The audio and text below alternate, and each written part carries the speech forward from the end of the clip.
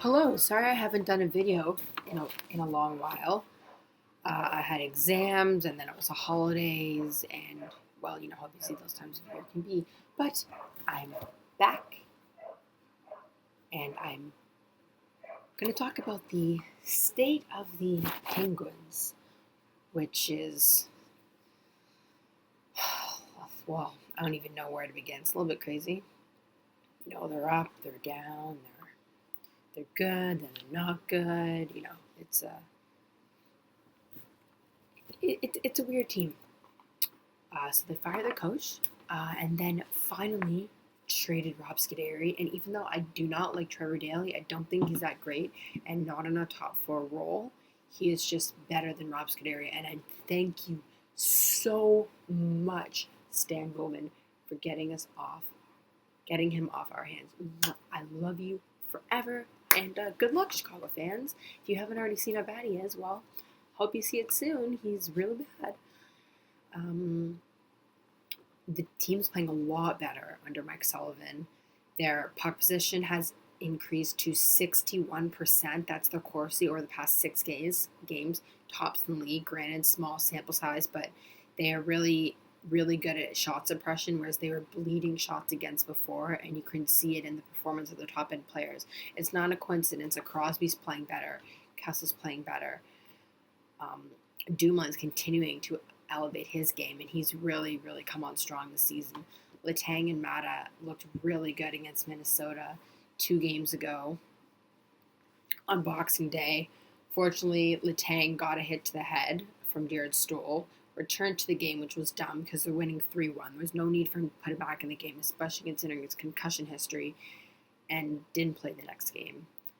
And I'm really worried about him. I feel like he could be concussed just because it looked pretty bad, and considering he's already had 4 in the NHL and a stroke, it's not good. I mean, he's only 28. He's still very young, and he's got so much ahead of him. And I understand they're athletes; they want to play, but if he gets one more, I think he's done. If I were him, I would start seriously thinking about retiring soon or not playing anymore like Dupuis did, and that way he won't count against the cap. They could just put him on LTI. I don't want that to happen because I love watching him, and he's such a phenomenal player. And when he's not in the lineup, as we saw, the defense is really, really struggling. I mean, no one can get the puck up to the forwards to score because he's the only defenseman who can do that. Ole Mata can do it to some extent, but he can't skate. He doesn't have the same wheels the Tang has, and he's just so valuable to this team. I would argue he's even more valuable than Crosby because they have other players who can score. They don't have other players on defense who can move the puck up to the front of the net. And we thought Fleury was the most valuable player on the team, but Matt Murray stepped in since Fleury's been injured. He's done a real, real good job. He looks like he's NHL ready. They'll probably send him back down, and I think that's right, Give them some games. You don't want to rush him, especially goalies. It's really important for their development to get all the time they need. Fleury was rushed to the NHL a bit early, and I don't think he's really lived up to the potential. I mean, he's a first overall draft pick, and I don't think he's been as good as he could have been because he was rushed. I think it's really good for them to take their time. I think Zadkov is a UFA after the season anyway, so hopefully Murray can step full-time into the backup role next season. Jari can become the starter in Wilkes-Barre next season because he's done really good as a backup there. He looks like a prospect, and then we have 2 potential goalies we can use as a trading chip to get someone else because they're both around the same age. Fleury's not going to be around forever, so maybe they can both step in. But if we can get something for them and get a player for them in return, that's golden. Yeah, I hope Santa was good to everyone. I know certainly I had a very good Christmas, and I hope you all have a happy New Year. And hopefully the 2016 is much kinder to the Penguins than 2015 was. We still have a few more games left, but I mean, it's not looking good. We're out of the playoffs right now. I have no idea what the identity of the team is. I mean, even though we have the new coaching change, the team's a mess. I don't think they're ever going to be good until there's a total organizational gut. I mean, Jimmy R, he's done some good things. He's done some bad things. The Simone Dupre trade is just looking worse and worse every day. I think he's got to go. And the hiring of Mike Johnson has proven to be brutal. I don't think Mike Sullivan's the answer. I hope he's just interim and that they hire someone better in the offseason like Guy Boucher, who has a previous relationship with Crosby, or Hitchcock, who's on a one-year deal with St. Louis, and if they don't do well in the playoffs, he's gone. Someone like that is what the Penguins need. They need an experienced voice in the room. None of this is junior stuff. They're a team that's projected to win now, and Crosby's 28, Malkin's 29, Fleury's 30. They're not 31, actually. They're not going to be around forever. Or 30, yeah. They need to win now while they're out of their prime, because what's been happening is it's been Crosby and Malkin's prime wasted. We were robbed a year and a half of Crosby's prime from the incompetency of the Penguins doctors, who continue to prove their incompetence by letting Chris Letang play in the game against Minnesota, by letting Crosby come close to a reporter with the mumps, by letting Bo Bennett go to the Children's Hospital last year with the mumps. We are robbed Penguins' greatness and Crosby's greatness because of their incompetencies, and their careers have been wasted by mediocre teams, by having players like Max Talbot and Ruslan Fedotenko play with Evgeny Malkin. No disrespect to those players, but they shouldn't have been playing with Malkin. Tyler Kennedy, Chuck Kobasu, remember him? Matt D'Agostini, Alexei Ponikarovsky. I could go on and on. Basically, the Penguins have become kind of a joke lately, and while it's improving and I'm starting to see some good things, it needs to get better. Because if it doesn't, Austin Matthews might look real good in a Penguins jersey. That's all I have to say. And if that happens, we all know something drastic is going to happen in Pittsburgh. It's going to lead to someone saying, let's go out and trade Crosby. Let's go out and trade Malkin. Let's go out and trade Letang. Let's go out and do this. And while I do think an overhaul is necessary, it's at the management level, not at the player level.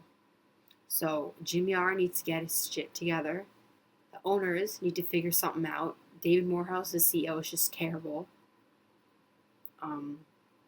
Because what's happening is it's just wrong. The reason why Crosby was not producing under Mike Johnston is because he was trying to make him into something he was not.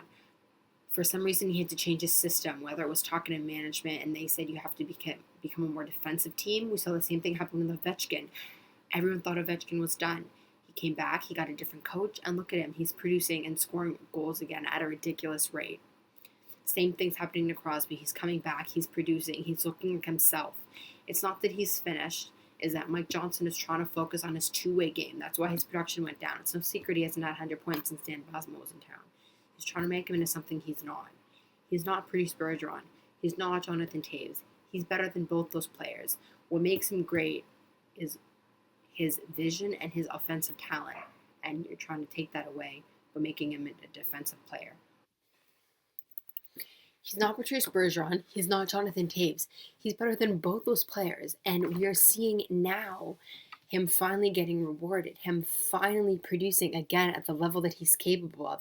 He's only 28. Yes, he's still in his prime. He's at the tail end, but he's still in it.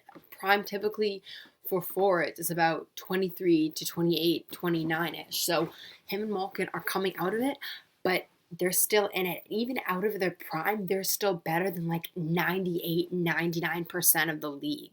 So he should be producing at a better level, and it's probably too late for him to get 100 points now unless he goes on an amazing run.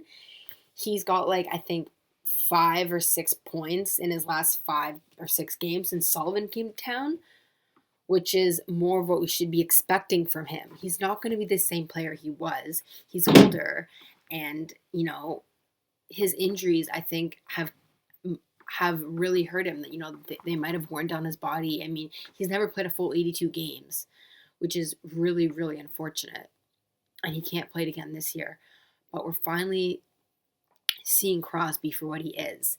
So all of you naysayers out there who wanted to trade Crosby, maybe what should have happened is the coach should have been fired. And now that he's fired, Crosby's finally looking like Sidney Crosby. So there's never anything wrong with him. He was never was finished out of his prime. It was the coach.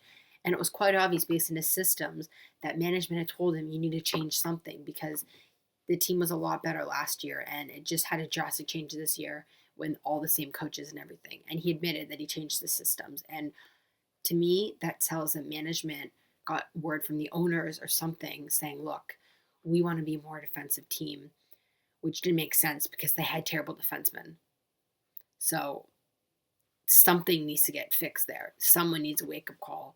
They need to realize what they are, not what they aren't. And they need to play to what they are. Something that Lindy Ruff and Mike Babcock do a very good job of doing. And I think we're starting to see more of that. And I think that needs to continue with the next coach. So that's all I have for this video. Please like if you like this video. Subscribe if you really like it. Tell all your friends. Share with everyone. And I'll see you on Thursday after we play a team, the Toronto Maple Leafs, who knows what they are and who plays like it. James Reimer's first game since December 3rd. Should be a good one. All right. Bye for now.